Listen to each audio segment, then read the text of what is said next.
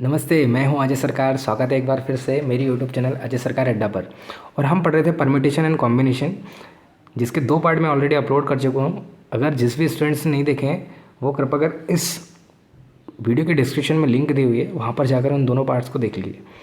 Part 3 में हम पढ़ने वाले हैं आज। जैसा कि हमने पार्ट 2 में और पार्ट 1 और पार्ट 2 में हमने बेसिक्स पढ़े थे और कुछ क्वेश्चंस को हमने 2 मेथड बताई थी।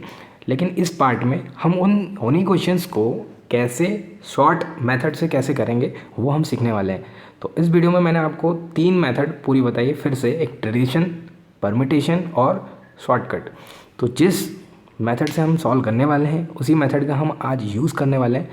और कुछ ऐसे भी क्वेश्चंस लिए हैं हमने, जैसे कि पार्ट 2 में हमने लिए थे जो सवाल उनसे हटकर जो आपके दिमाग में क्वेश्चंस आते हैं, उन सारे क्वेश्चंस को मैंने इस वीडियो में लिए हैं। ठीक है, तो ध्यान से समझिएगा, अंत तक देखना, सारी चीज़ें आपको प्रॉपरली समझ में आएंगी, सारी चीज़ें बेसिक हैं। ठीक है, स्टार्ट करते हैं आज की ये वीडियो। तो यहाँ पर सवाल लिखा हुआ है, एक पार्ट 2 में जो मैंने क्वेश्चन लिया था उसी तरीके का सवाल है। तो पहला सवाल है, शब्द अनुज को कितने तरीके से व्यवस्थित किया जाता है।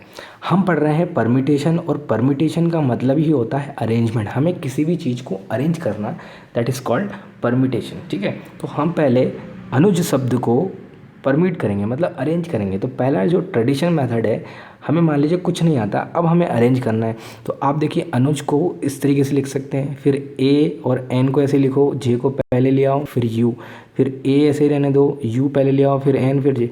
ऐसे कई तरीके हैं, टोटल 24 वेज।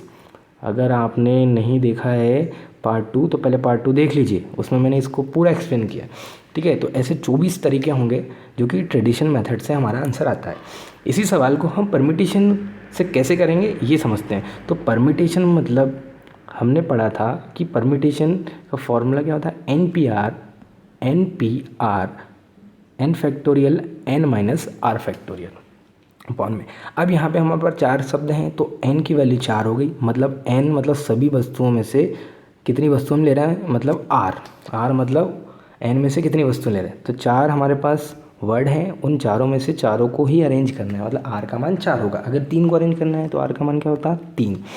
ठीक, तो यहाँ पर हमने देखा n की वैल्यू 4, p और r की वैल्यू 4। तो 4 फैक्टोरियल, 4 में से 4 गया 0 फैक्टोरियल। ये तो हमेशा होगा अगर सभी वस्तुओं को ले रहे हैं तो, मतलब 4 वर्ड हैं तो चारों को ले रहे हैं तो नीचे हमेशा 0 आएगा। अगर 5 है, 5 को ले रहे हैं तो 5 माइनस 5 मतलब क्या आएगा, 0। तो हमेशा नीचे 0 फैक्टोरियल आएगा, और 0 फैक्टोरियल की वैल्यू 1 होती है। हमने प्रूफ करके भी बताया है पार्ट 2 में, जाकर देख लीजिए।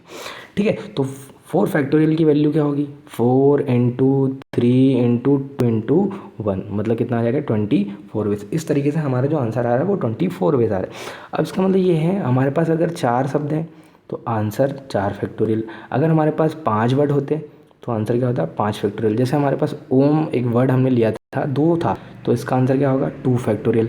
मतलब एक तो ओ एम लिख सकते हैं और एक क्या लिख सकते हैं, एम ओ लिख सकते हैं। तो 2 तरीके से हो सकता है। फिर हमने लिया था एक और वर्ड राम, तो राम को हमने 3 वर्ड, तीनों के तीनों अरेंज करना था, तो कितने फैक्टोरियल आएगा, 3 फैक्टोरियल। ये आप देखिए, इन सारे शब्द में ओम में कोई भी वर्ड रिपीट नहीं होता है, कोई भी शब्द रिपीट नहीं हो रहा है, राम में भी कोई भी लेटर रिपीट नहीं हो रहा है, अनुज में भी कोई भी लेटर रिपीट नहीं हो रहा है। तो यहाँ पर आंसर होगा, जैसे मान लो 10 लेटर का कोई वर्ड है, 10 लेटर का कोई वर्ड है, ठीक है, 10 लेटर का कोई वर्ड है और हमें उसे परमिट करना है, मतलब अरेंज करना है, तो आंसर क्या आएगा, 10 फैक्टोरियल, अगर उसमें कोई भी चीज़ दोबारा से रिपीट नहीं हो रही है। ठीक, लेकिन मैंने जो अगला सवाल लिया है उसको समझने से पहले इसी सवाल को हम शॉर्टकट मेथड से कैसे करते हैं देखिए। ठीक है, तो शॉर्टकट मेथड क्या होगी वो हम समझते हैं। जैसे हमारे पास हमारे पास क्या है, 4 वर्ड है, मतलब 4 लेटर है अनुज, तो हमने यहाँ पे 4 प्लेस बना लिए, ये इस तरीके से 4 प्लेस। अब आप बताओ, पहले प्लेस पर अगर हमें इन चारों लेटर में से कोई भी लेटर जमाना है तो चारों के चारों आ सकते हैं, ए आ सकता है, एन आ सकता है, यू आ सकता है, जी आ सकता है। मतलब पहले वाले प्लेस को हम 4 तरीके से फिल कर सकते हैं, इसके 4 तरीके होंगे। अब इसी को फिल करने से ऐसा तो नहीं होगा कि केवल 4 ही तरीके होंगे, नहीं। अब दूसरे जो लेटर है उसमें हम क्या करेंगे, मान लीजिए इन चारों में से पहले प्लेस पर इन चारों में से कोई एक लेटर आ चुका है। तो अब अगर एक लेटर आ चुका है तो यहाँ पर कितने लेटर आएंगे, 3 लेटर, मतलब इसको 3 तरीके से जान सकते हैं। अगर मान लीजिए दूसरे प्लेस पर इन तीनों में से कोई एक लेटर आ गया तो यहाँ पर फिर मान लेते हैं एन आ गया, तो यहाँ पर अब क्या आएगा, यू जे। पहले में मान लेते हैं हमने ए आ गया तो दूसरे प्लेस पर एन यू जे आएगा, और दूसरे पर अगर एन मान लिया तो तीसरे पर क्या आएगा, यू जे आ गया। फिर अगर यहाँ पे यू मान लिया तो लास्ट वाले में जे आएगा, मतलब एक तरीके से उसको फिल कर सकते हैं। इसी तरीके से हमने देखा कि यहाँ पर 4 तरीके से, और यहाँ पर 3 तरीके से, और यहाँ पर 2 तरीके से, और यहाँ पर 1 तरीके से। तो इस तरीके से हमने देखा 4 और 3 और 2 और 1 सभी के कॉम्बिनेशन से, मतलब बीच में हमने देखा यहाँ पर क्या लगा हुआ आ रहा है, और वाला कॉन्सेप्ट मैंने आपको बहुत ही बेसिक से बताया है पार्ट 1 में। और का मीनिंग होता है मल्टीप्लाई, और मल्टीप्लाई क्यों करते हैं ये आपको पार्ट 1 देखना पड़ेगा, ठीक है। तो यहाँ पर मल्टीप्लाई कर दिया हमने, तो 4 3 12, 12 दूनी 24, तो टोटल कितने तरीके हो गए, 24। तो यहाँ से भी आंसर 24, यहाँ से भी 24, यहाँ से भी 24 आंसर आ रहा था, ठीक है। अब हम बढ़ते हैं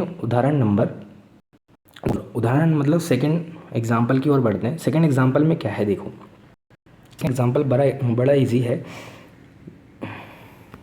हमने एक बहुत ही अच्छा एग्जाम्पल लिया, बहुत ही अच्छा वर्ड लिया है, ओयो को कितने विभिन्न तरीकों से व्यवस्थित किया जा सकता है। एक छोटा सा एग्जाम्पल इसलिए लिया क्योंकि मेरा नाम भी मैं ले सकता था यहाँ पर, अगले सवाल में वही दिया हुआ है। अब देखो ओयो जो है, ओयो को हमें व्यवस्थित करना है, कितने तरीके होंगे, तो आप बताओ। ट्रेडिशन मेथड ये है, हमने एक ओ, देखो ओ तो दोनों सेम ही है, एक ओ को हमने बहुत ही एक बड़ा बनाया और एक ओ को हमने बहुत ही क्या बनाया, छोटा बनाया है। तो समझना दोनों ओ ही हैं। अब आप जब इसको जमाओगे तो जैसे ही मैंने ये यहाँ पर जमाया, देखो ओ वाई ओ, फिर छोटा वाले को पहले लिया है, बड़े वाले को बाद में लिख दिया। तो आप मुझे बताओ ओ वाई ओ एक तरीका हो गया, फिर ये वाला ओ इधर आ जाएगा, ये वाला ओ इधर आ जाएगा। तो मैंने तो यहाँ पे परिवर्तन किया या नहीं किया, ये बताओ।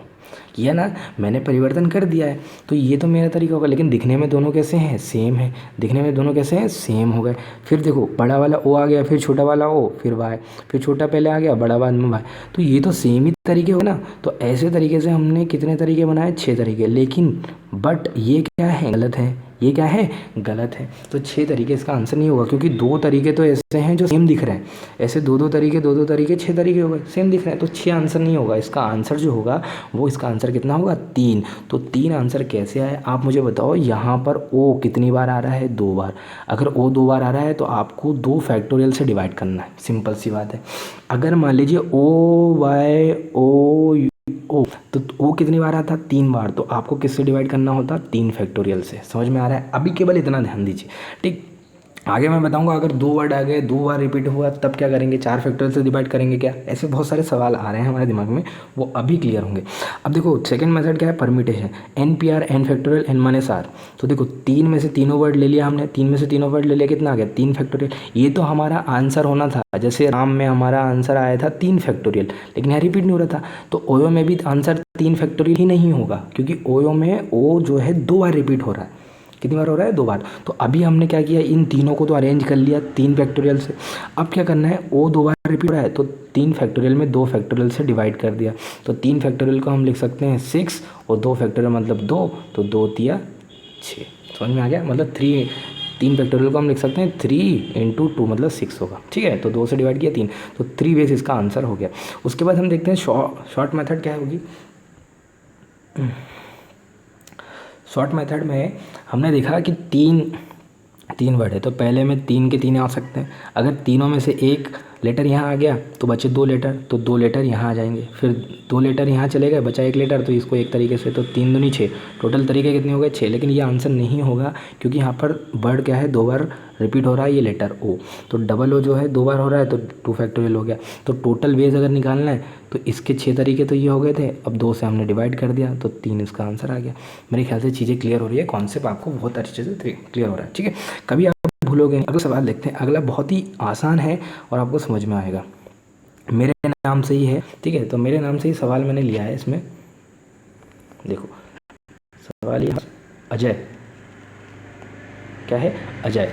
तो अजय शब्द को कितने विभिन्न तरीक़ों से जमाया जा सकता है। तो शॉर्ट मेथड से ही करते हैं। आप परमिटेशन से करना है, ट्रेडिशन से भी कर लेना, ठीक है। तो देखो 4 प्लेस बना लिए हमने। 4 प्लेस में पहले में 4 के चारों, अब देखो 4 हैं तो आप डायरेक्ट बोल दो 4 फैक्टोरियल, और 4 फैक्टोरियल जमा रहा है, तो 4 फैक्टोरियल मतलब क्या होगा 4 इंटू 3 इंटू 2 इंटू 1 मतलब डायरेक्ट कितना हो गया 24। या आप याद कर लेना 24 वेज हो चुके हैं।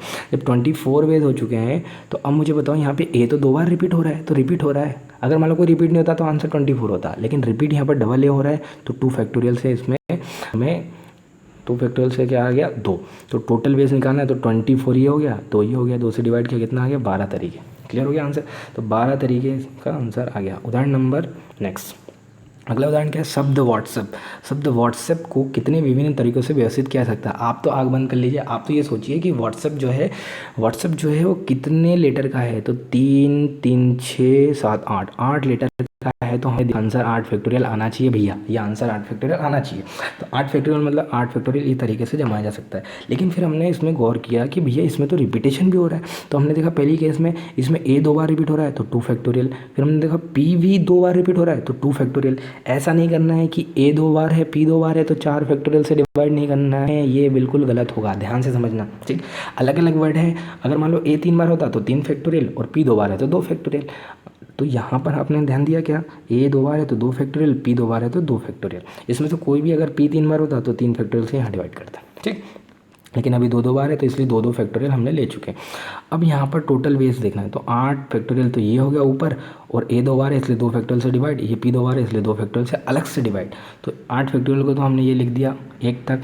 ठीक है, 2 फैक्टोरियल को 2 इंटू 1, ये 2 फैक्टोरियल 2 इंटू 1। जब आप इसको कैलकुलेशन करोगे तो ये आ जाएगा 10,080 तरीके होंगे व्हाट्सएप को जमाने के, जिसमें डबल तरीके से नहीं होगा। क्लियर हो गया क्या। अब यहाँ पर अगला सवाल मैंने लिया है कुरुक्षेत्र, जो कि एग्ज़ाम में आया हुआ है। ये आप ही को करना है, बहुत ही आसान है, और आप इसको ध्यान से करें और कमेंट बॉक्स में कमेंट करें। ठीक है, जिसका भी आंसर होगा, ठीक है, फटाफट आंसर कीजिए। कुरुक्षेत्र को शब्द को कितने विभिन्न तरीकों से व्यवस्थित किया जाता है। पहला ऑप्शन है, दूसरा, तीसरा, चौथा, 4 ऑप्शन है। फिर मैं आपको आंसर कमेंट करता हूँ, फटाफट पहले आंसर कीजिए। ठीक है, मेरे ख्याल से ये आपको चीज़ें क्लियर हो गई। अब कुछ ऐसे जो वर्ड फॉर्मिंग वाले होंगे, अल्फ़ाबेट वाले होंगे, इसमें कुछ कंडीशंस वाले क्वेश्चन होंगे। कंडीशंस वाले क्वेश्चन कैसे, जैसे कोई स्वर हो, कोई व्यंजन हो, या एल से स्टार्ट हो, के से स्टार्ट हो, ए से एंडिंग हो, या ये 2 बार हो 3 बार हो। ठीक है, 12 वर्ड दिए हो, 3-4 चीज़ें रिपीट हो रही हैं, ये सारे क्वेश्चन हम करेंगे। ठीक है, तो चलिए इस वीडियो को हम यहीं समाप्त करते हैं। मेरे ख्याल से आपको धीरे धीरे कॉन्सेप्ट क्लियर होता जा रहा है। इसको बार बार देखिए वीडियोस को, और स्टूडेंट्स के बीच में शेयर कीजिए, ताकि उन लोगों के भी कॉन्सेप्ट बिल्कुल बेसिक से क्लियर हो। Thank you so much, bye bye, take care, stay home, stay safe, thank you.